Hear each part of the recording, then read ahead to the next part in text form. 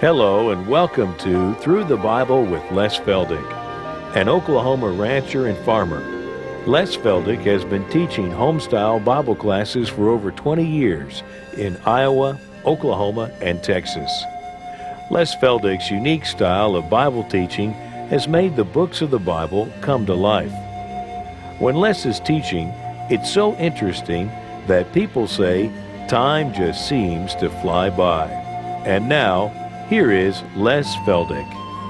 Okay, we're going to pick right up where we left off in our last program. We're going to hopefully finish 2 Corinthians in this half hour and maybe even have time to get some introduction to the next letter we're going to look at is Galatians.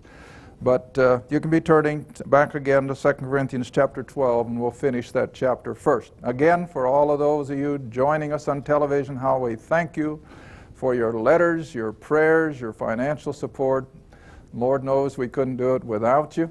And we just trust that everything will be for His honor, for His glory. And for these folks in the studio audience, of course, we always have to thank them for braving not such nice weather as today and for putting forth the effort, because I've always said I couldn't teach just a camera. I have to have a group of people in front of me that are responding, and so we just have to give our thanks to everybody. We can't do it alone. And of course, in that light, I always have to remember my precious wife, my helpmeet indeed. I could never do it without her. And she has just jumped into all this with both feet. And sometimes she amazes even me, all that she gets done that needs to be done. Okay. I think that's all we need to make reference to just now. We're going to go right back into 2 Corinthians. And remember, we were talking in our last program about Paul's thorn in the flesh, which we do not claim to have the only answer, but a logical one for me is that it was a common eye disease of that period of time, and it was repulsive in his appearance.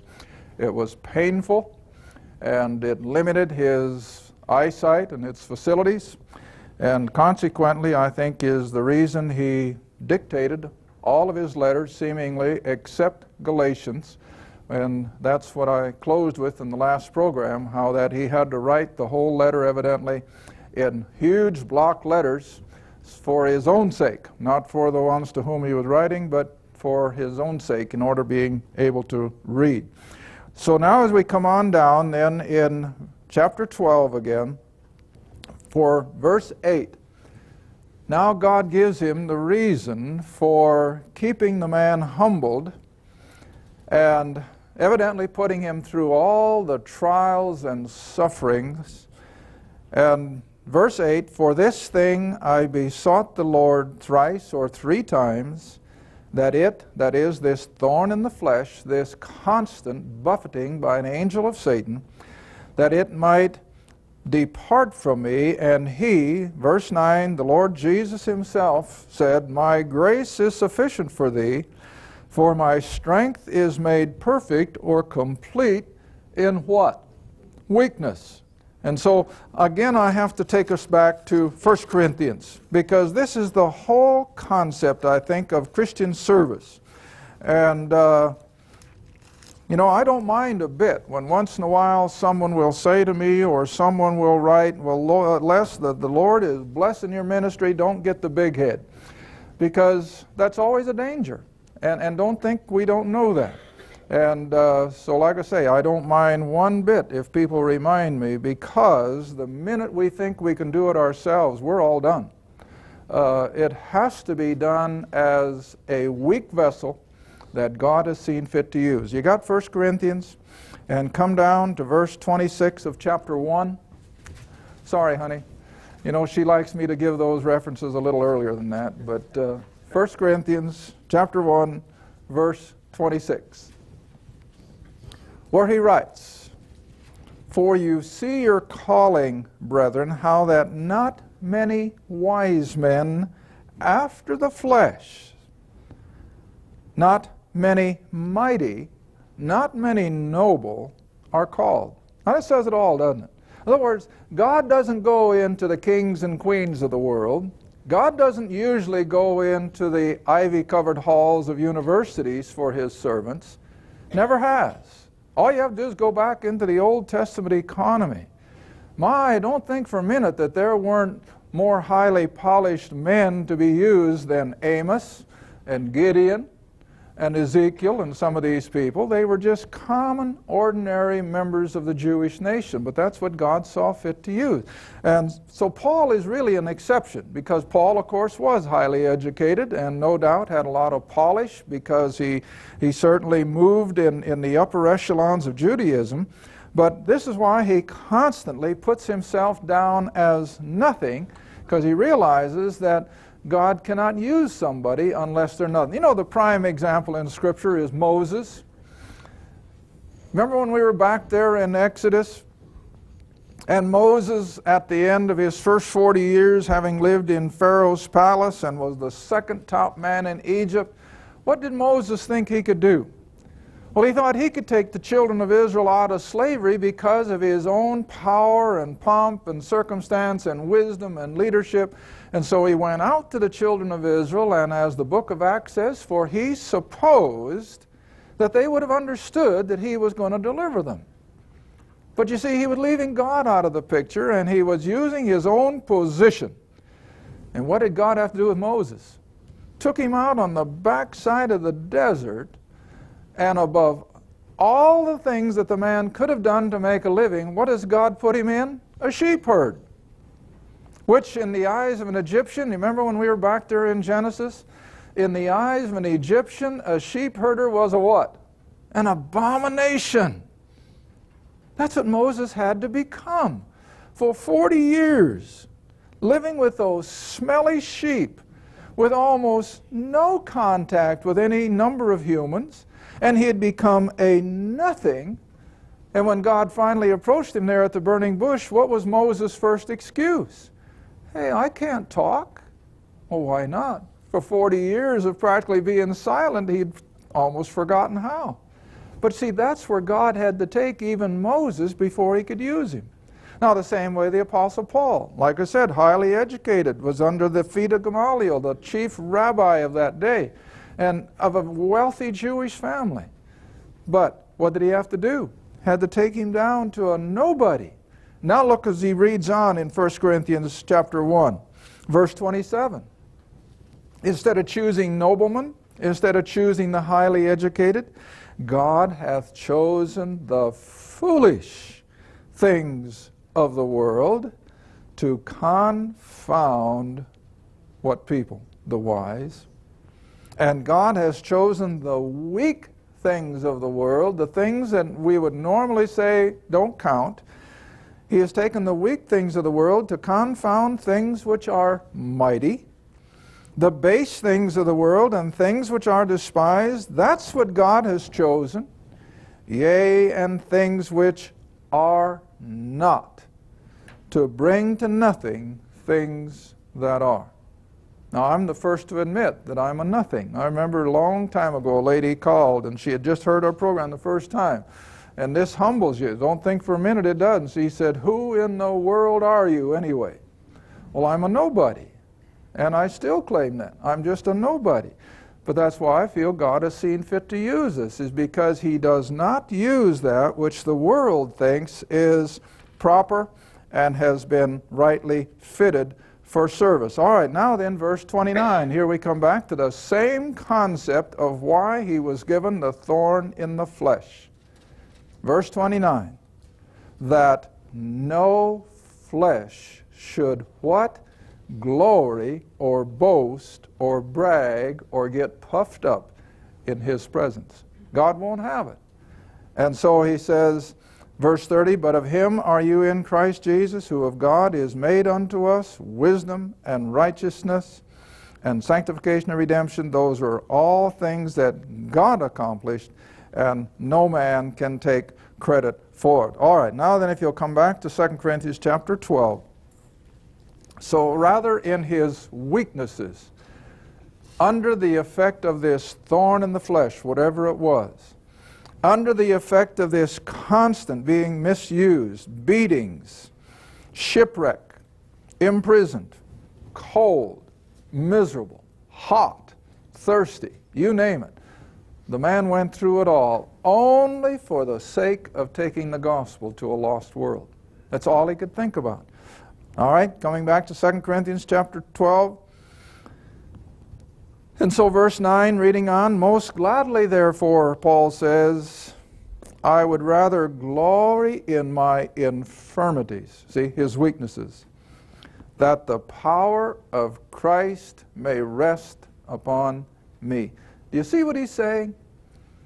He wasn't wishing for power and circumstance and political clout. He cared for none of that. But as long as he could be a nobody, who could use him? God could. And that's what it had to.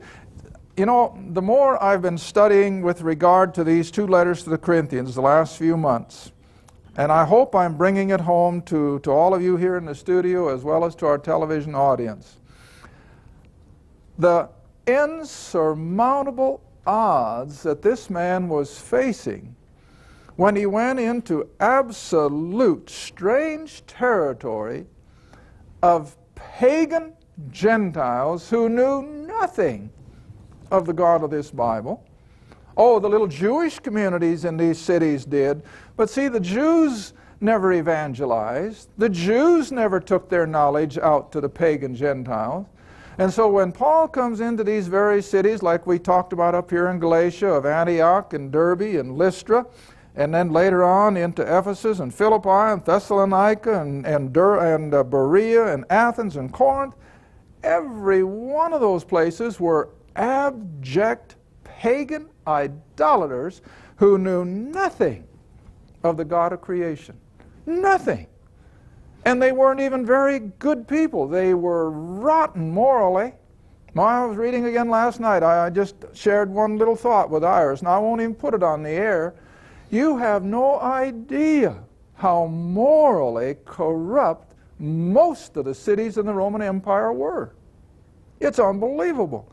And yet into that kind of an environment, this man walked with no pleasant appearance, with nothing physically going for him, and all he did was preached Christ crucified, and those people turned from their idols and became believers, so staunch in their faith that they were willing to be martyred by the hundreds. And they never wavered, as Paul has shown over and over in his writings, that in spite of everything that those early believers went through, hey, they didn't give up. They didn't panic. They didn't run. How in the world did it happen? Well, it was the power of God when the gospel was preached. And I think it's the same way today. Oh, I know we're living in times when it seems as though our moral fabric is just rotting away.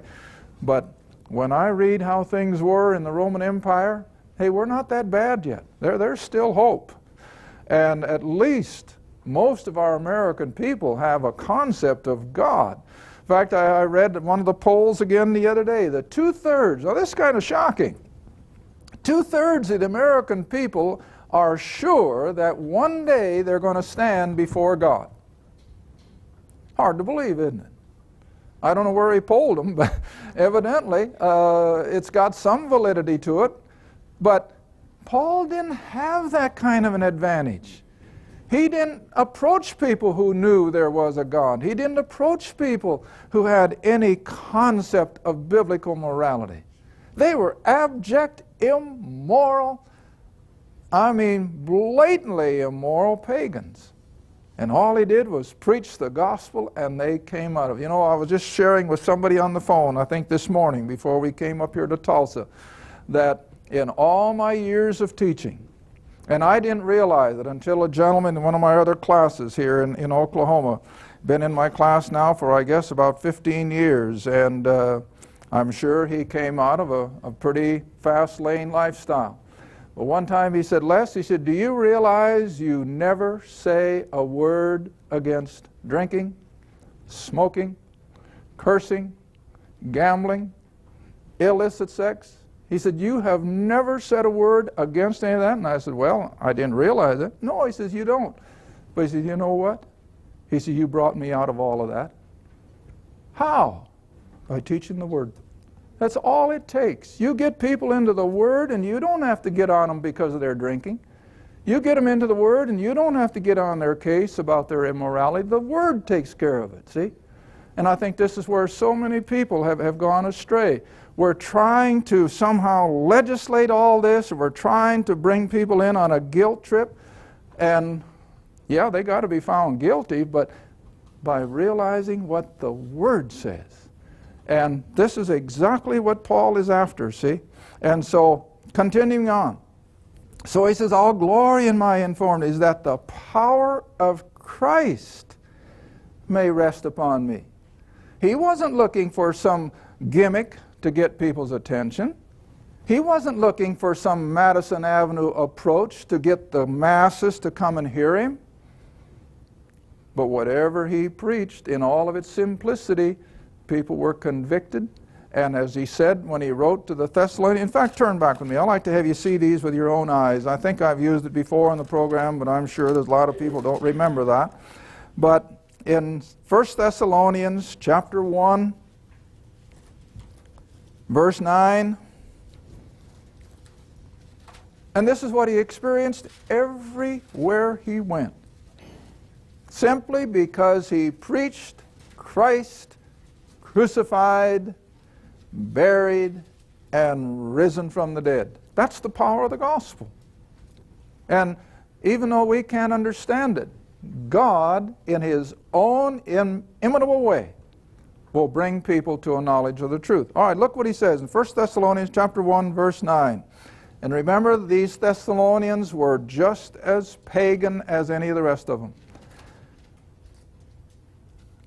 Oh, let's go up to verse 8. Verse 8 and then verse 9, where it says what I want you to especially see. But verse 8, for from you, he says, sounded out the word of the Lord, not only in Macedonia and Achaia, those are the two states of Greece, remember, but also in every place your faith to Godward is spread abroad, so that we need not to speak anything. You know what was happening? As soon as Paul saw these people converted out of paganism, what did they do? They shared it wherever they went. They couldn't shut those people's mouths. All right, read on. Verse 9. For they themselves show of us what manner of entering in we had unto you, that is, the Thessalonian believers, and how you turned to God from idols, see that? To serve the true and living God. Isn't it amazing? Here he could come into a pagan city with all of its pagan statues and their gods and their goddesses and all of their attendant immorality. And he would preach how that God came in the flesh and went to that cross and was raised from the dead. And they believed it. Wonder of wonders, but they believed it. And so consequently, he had so many converts that they accused him of doing what to the Roman world? Turning it upside down. Like one pastor I had years ago said, well, it's just the other way around. They turned it right side up. But whatever. There was such an impact from this one man's preaching the gospel that the world in general said that man is turning the empire upside down. And we know he did. All right, now come back again, if you will, to 2 Corinthians chapter 12.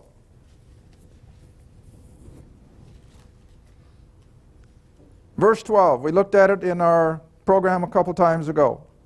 Truly the signs of an apostle were wrought among you in all patience, in signs and wonders and mighty deeds. For what is it wherein you were inferior to other assemblies, except it be that I myself was not burdensome to you? Now this has to go back a few programs. You remember when he was asking for offerings? This was the one church that he really did not come out and put any pressure to give, but he tried to kind of intimidate them by showing them that all those poor people up in the mountains had already made collections for the poor saints in Jerusalem, and these Corinthians, many of whom were probably quite wealthy, he hadn't even asked for a dime, see? And this is what he's coming back to. And so he said, I haven't even laid the burden on you like I did all the other assemblies. And he says, forgive me this wrong. That's a kind of a different way of approaching it, isn't it? He said, it was really my fault. I should have made you aware that you should give of your material wealth.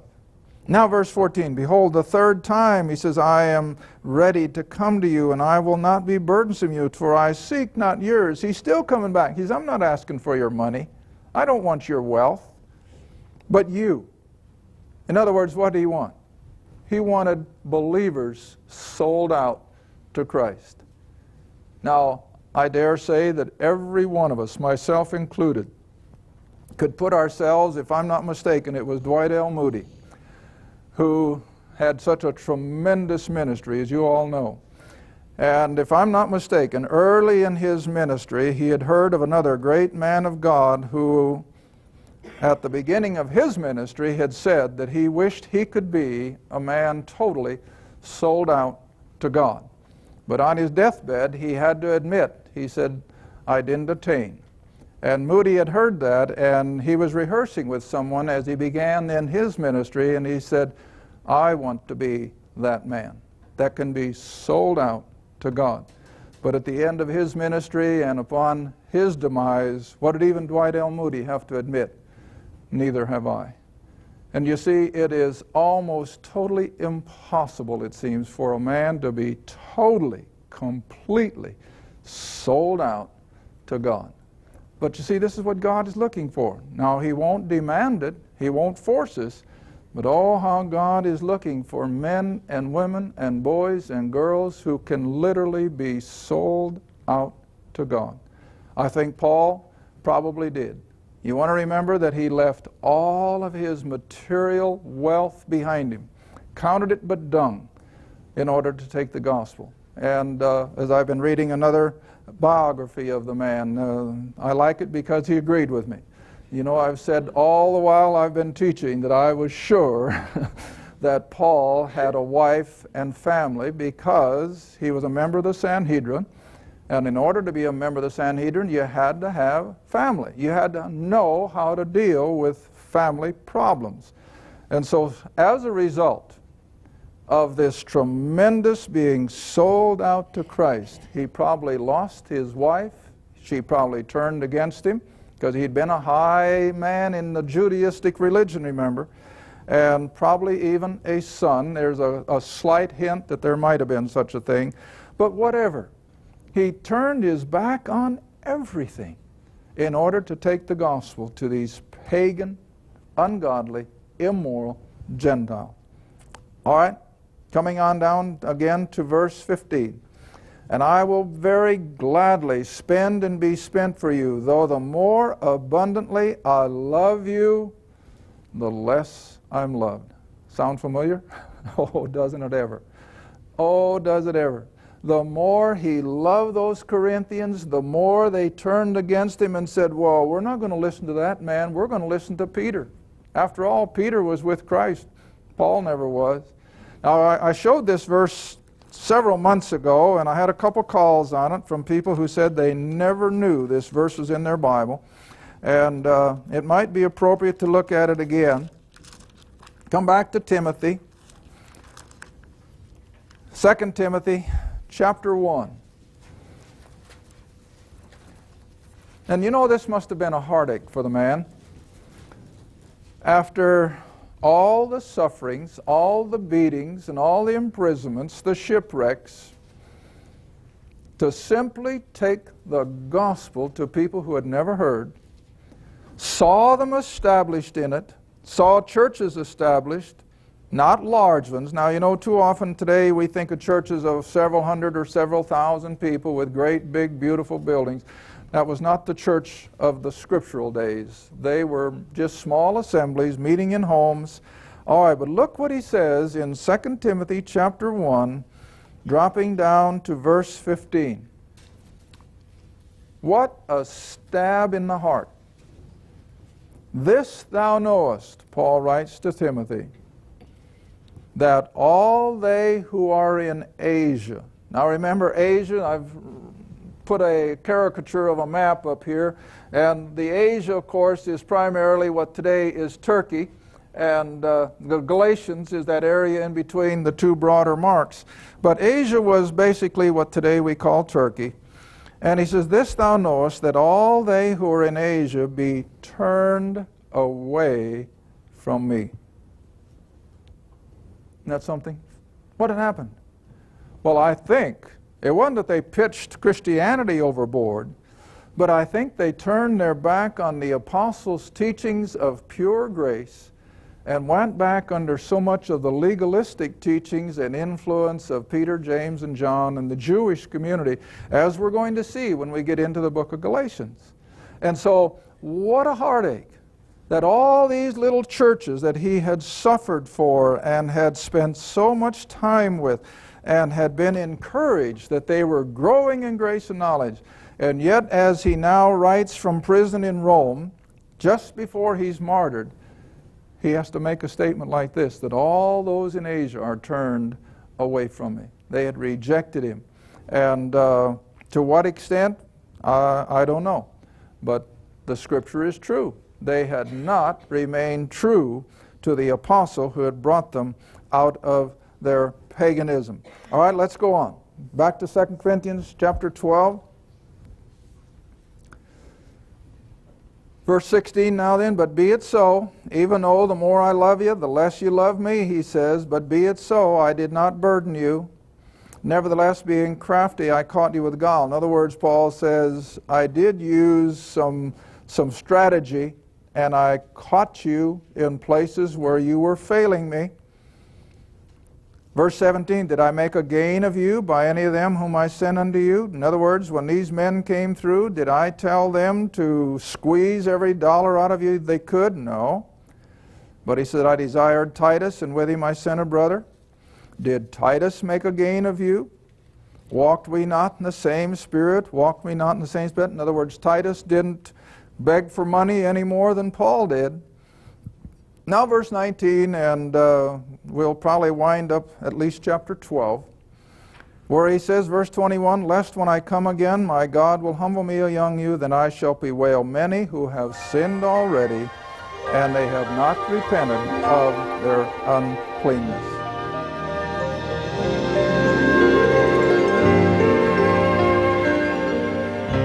Thank you for watching Through the Bible with Les Feldick, a weekly Bible study. If you would like more information about the Les Feldick Ministries, a Bible study in your area, or about this program, write to Les Feldick Ministries, Route 1, Box 760, Kinta, Oklahoma, 74552. That's Route 1, Box 760, Kinta, Oklahoma, 74552. Through the Bible with Les Feldick is viewer supported, and your gift is appreciated. Thank you, and be sure to tune in next time for Through the Bible with Les Feldick.